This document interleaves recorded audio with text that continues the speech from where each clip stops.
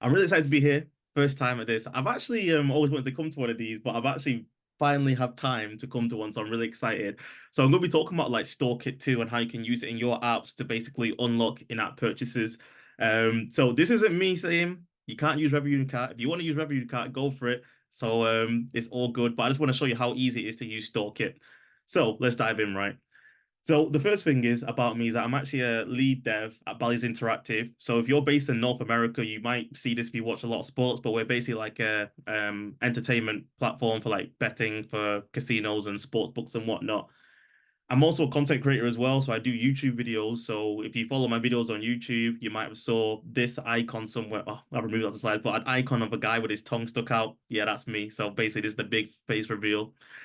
And I also love anime. So if anyone here likes anime, let me know, man, because I'm pretty sure Boku no Hero Academia is meant to be starting pretty soon, and I'm pretty hyped for that. So if there's any anime people in the house, honestly, drop me a message. Let's talk about it. And I just love living for random stuff. So you can see this picture here. I like to do a bit of a tradition where I put a random picture in my slices to showcase what I get up to in my spare time. So you see me smiling here, but literally 2 seconds after this, I was actually drowning in balls. Like I actually thought I might lose my life. So one thing I learned this day here is that ball pits are actually not as safe as they look. So let's just dive straight in. What we're going to cover in this, right? So basically, like I said, I'm going to talk about StoreKit 2 and how you can add it into your indie apps or, work apps and whatnot. So we're going to go over a few things. So we're going to talk about fetching products, buying products, restoring, purchases and unlocking features for users as well. So in-app purchases. So you might be wondering, okay, how can you make money with your apps? Well, you can do this with in-app purchases. And to be honest with you, if you're, building apps and whatnot, and you obviously are offering some kind of value to, customers, it's only fair that you actually basically get something back in return if, you've invested a lot of your time in it. Now, when you work with in-app purchases, there's four kinds.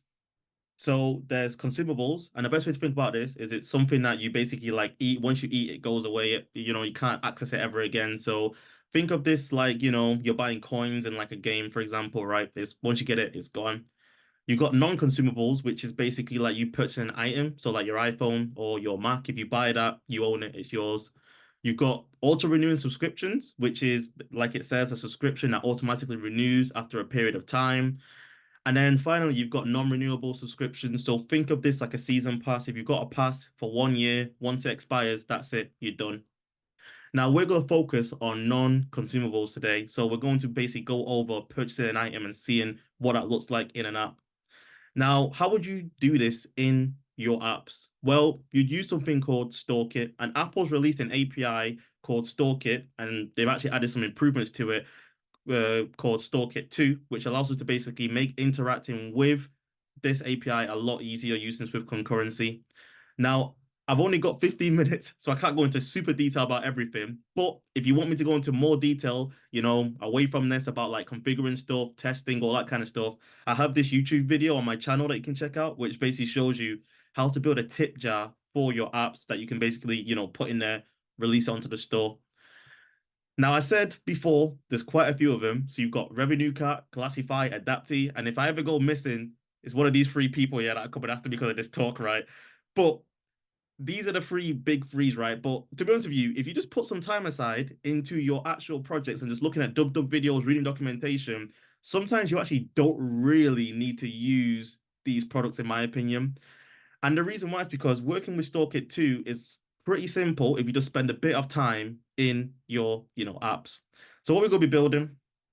So I've just got a demo video here, and we're going to basically build this where if I want to add an item, I can basically purchase a pro, license or access, and then it basically tells me I'm a pro member.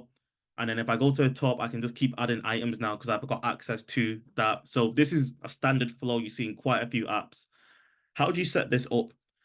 And to be honest with you, no one would pay £10 for a to-do list app like this, but just for the sake of this demo, let's imagine you would, right?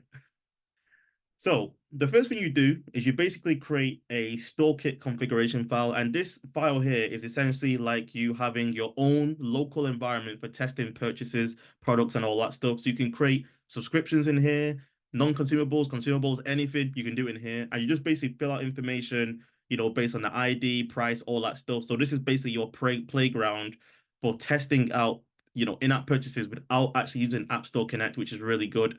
And in my YouTube video, I do go into more detail about this and show you how to set up and all that kind of stuff.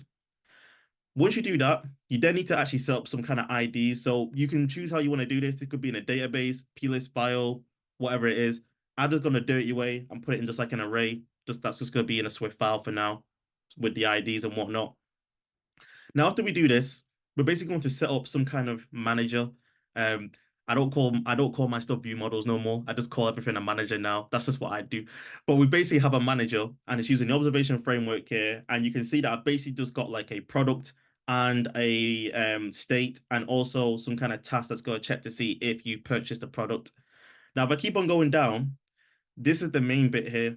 So in this function, what we do is we actually call a function on the StoreKit 2 API called products4 and pass it an array of IDs, which was our IDs from before. Now, what this will do is allow me to actually get the products, and I can actually store this in some kind of property within my manager. So you can see that I'm fetching it with this state. I fetch the items. Once it's complete, I set it. If it fails, I'll set some kind of error so my view can constantly, change and react to that. And I'll show you the view code in a second. So when we actually initialize our application, we're going to, first of all, basically fetch all of the products. Now, the reason why you want to do this is because when you're actually loading your app, you want to basically get the products as quick as possible. You don't really want to do it when someone's like tapping on the button for the first time to then start fetching it. You want your user experience and your app experience to be super seamless, as if it's basically super quick and it's already there, which is why in the initializer, as soon as that app initializes, we go and get those products. Then what we can do is actually now add in the functionality to basically handle the purchasing. So now that we've actually fetched those products in our manager, whenever someone taps on a button, we can actually now access that item from our global property before and call the purchase function. And this is all you need to call to basically purchase an item. That's it. It's just one line.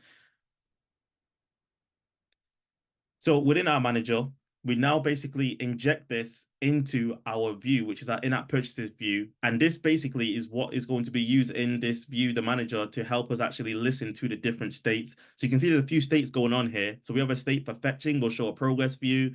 If it's completed, we'll show a button where we can actually allow someone to purchase the item. And you can see that we can actually access the display price and a lot of other properties on a product as well. We also have failed to handle any failed cases and successfully purchased to actually show someone that you're a pro member. So when someone actually finishes purchasing an item, the next thing you need to do is actually validate that purchase, because you call purchase, it's not just completely done. You need to actually verify they are who they say they are and if they actually have access to that item. So once you do that, you'll basically actually get this result back, and this result basically lets you verify the purchase that was just made. So we'll go into detail and a bit more into what these functions actually do. But there's this check verify function that basically verifies the transaction that's just been made to make sure that it's definitely you who said that you've made this purchase. We'll also as well check to see if there's any existing products that you want to validate. So this is basically you saying that, okay, let me check what the person's purchased and give them access to these features. And then the final thing you need to do is actually finish off the transaction. So once you finish off the transaction and you've closed it, that's the end. But the one thing I just want to point your attention to is the function where it's check verified. What is that actually doing under the hood?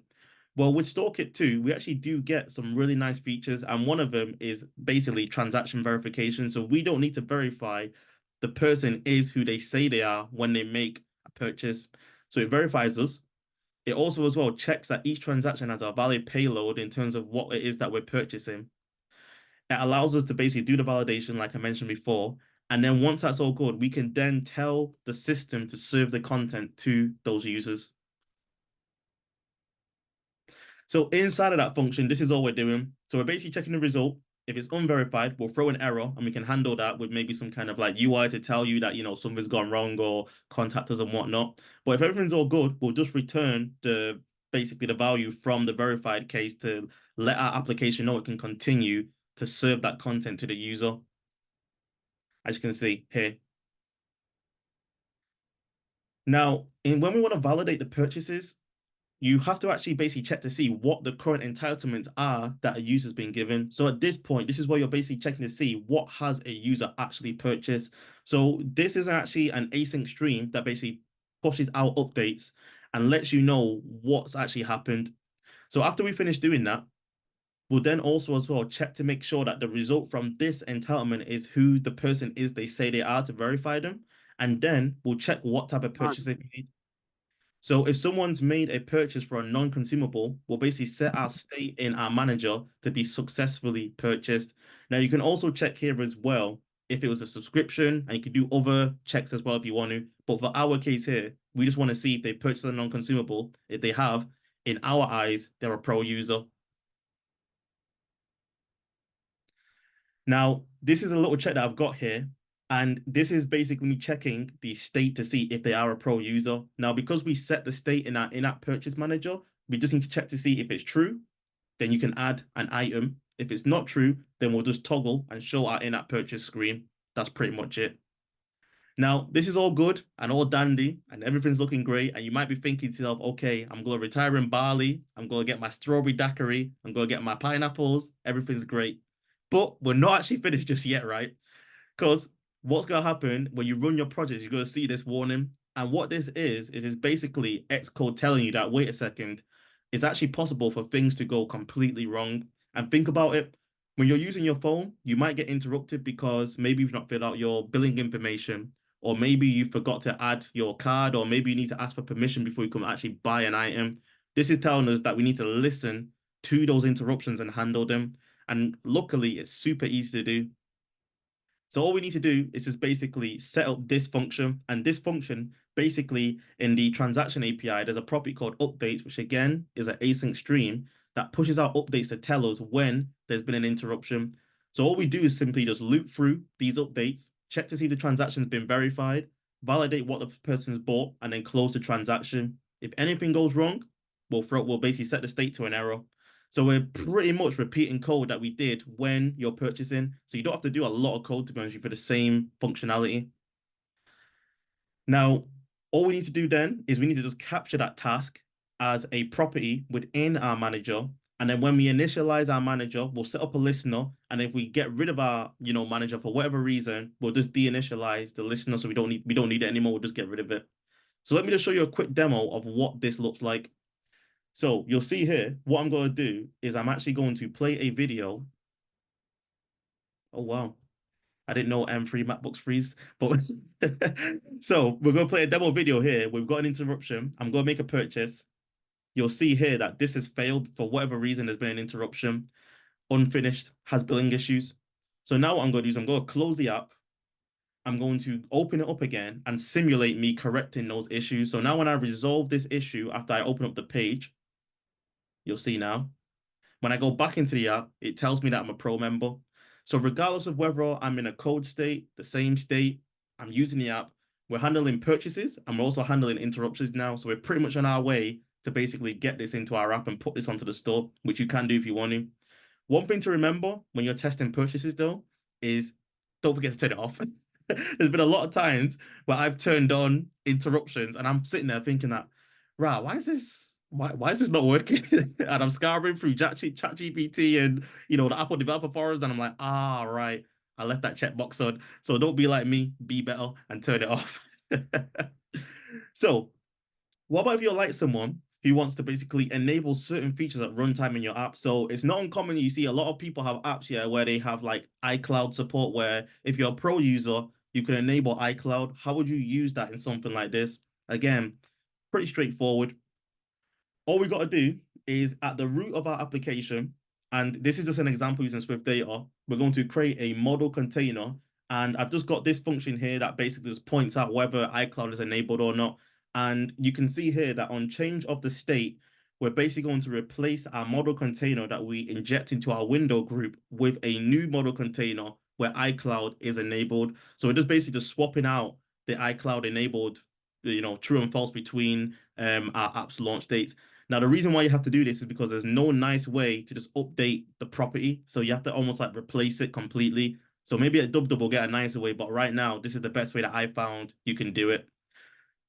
So if you look at this function, all we do is based on the Boolean value that we pass into that function, we basically just set it using a ternary operator to automatic or none. That's pretty much it.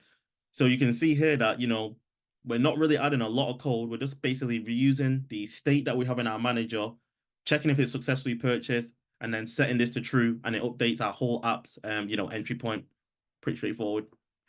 So a nice little checklist for you to have when you're actually working with in-app purchases. First of all, if you've got an App Store developer, App Store, yeah. If you've got an App Store account with an Apple developer license, don't know why I forgot that. But if you've got that, make sure you fill out your terms for banking and whatnot. Make sure you actually add the capability of in-app purchases in Xcode. Now, because I didn't have too much time here, I didn't show you that, but in my video, I do go over this. Make sure that your products are ready. So when you're actually submitting your app, your in-app purchases are actually a completely separate submission.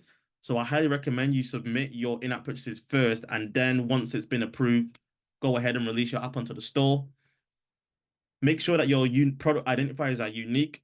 I've made this mistake before where I just thought I could call everything com.tunsdev.sample, and I was like, why is it not working? It's because I've got about 50 in-app purchases called com.tunsdev.sample. That's why it's not working. So make sure it's unique. Also, as well, test it. So when you test your in-app purchases, make sure you test them in test flight. When you actually test them in test flight, it's actually the closest thing to sandbox. So it's basically you before you go to prod. So 100% test it in test flight.